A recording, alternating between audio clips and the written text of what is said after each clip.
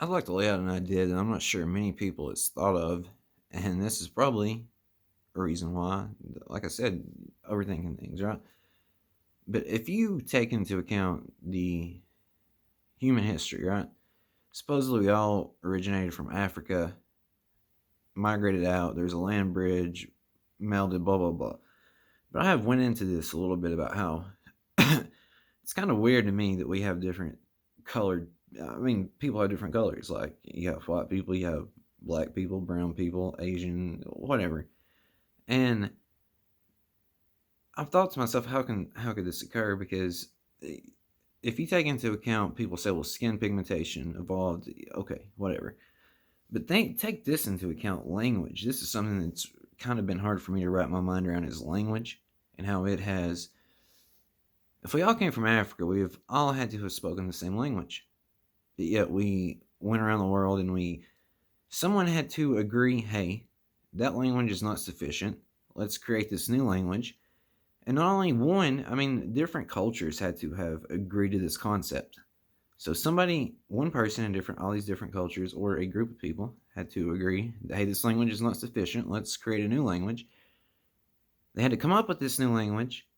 They had to get people to understand this new language, and they had to interpret it into the world. So it kind of boggles my mind, really, if if we take human history up to this point into account and we take it at face value and what it is, we take into account that we can date things, we have a general idea of how old the universe is, how old Earth is, how long human civilization has been here, and we think we can determine it back to the beginning stages, how we can come to the conclusion that we all started one race, we all started speaking the same language, but over a few thousand years, we came to this conception. Skin pigmentation evolved, language was different cultures came into different language and passed that on. So it's kind of weird to me. And this is going into something a little bit deeper here is at this point, this is what I'm really, really pondering on here is how can we date back human history? I know we have all these dating tools with science, but how can you determine if those are legitimate? Well, for one, you have to take the test at face value. You have to take the scientists that tell you that that is true at face value, and you have to also take into account the fact that we don't know what the fuck we're talking about. Let's be honest here. This. If you watched any of my other videos, you have already pretty much came to the conclusion that I'm under the assumption nobody knows what the fuck they're talking about. You're born into this world. You're told things. You have to believe it. You have to learn it to survive. And then there comes a point where you realize nobody knows what the fuck they're talking about. Whether it comes to religion, which I'm not knocking religion. It's a great concept.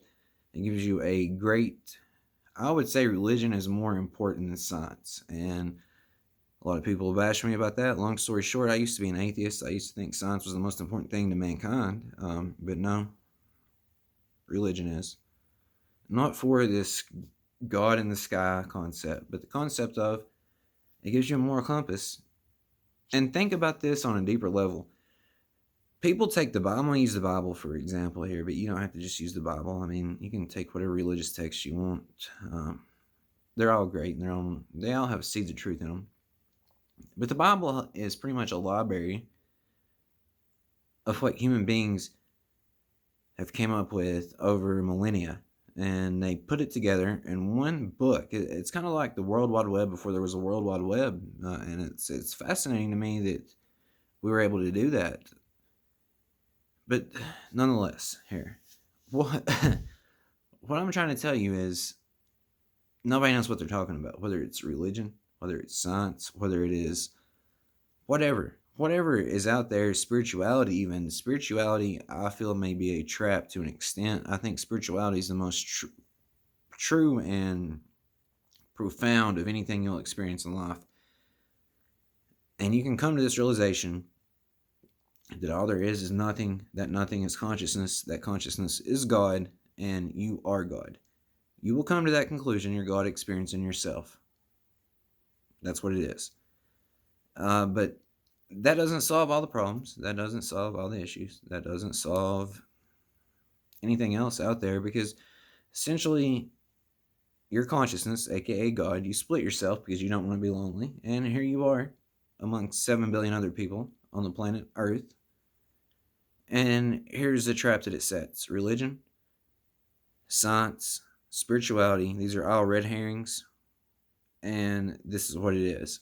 The only one, like I said, the only one true thing is that black void of nothingness. That nothingness is consciousness. That consciousness is God. That God is you. So what are you going to do with that? That's, kind of what I've been trying to get across to people. You don't take my word for this. You can experience this yourself. How can you experience this? Yoga, meditation, psychedelics. This is how I did it exactly. Started eating right, started doing yoga, started meditating, and then took psychedelics, and boom. I didn't even know what enlightenment meant. I didn't know what an awakening meant. I absolutely was against spirituality. Here we are. And again, spirituality, I feel, is a red herring. Take it as you will.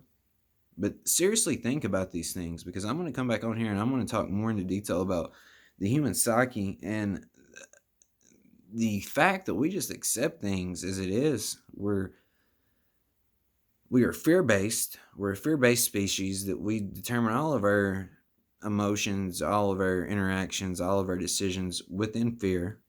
Realize that a lot of the things you do is based out of fear. Number two is you take something negative and make it far more worse than it has to be. That is the epitome of hell, a bottomless pit. Realize you're doing that. And three, while we just accept things and don't question them, that's then three things that I'm focused on, as well as psychedelics. I have to be focused on psychedelics because what delivers you to the truth the fastest? Psychedelics. So, hope you guys have a great day.